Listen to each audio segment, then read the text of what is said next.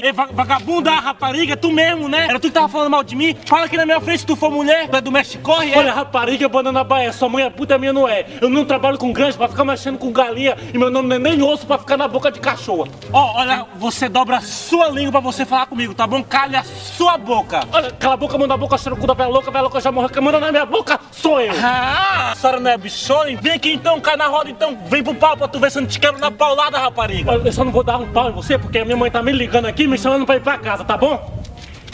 Nós se vê por aí.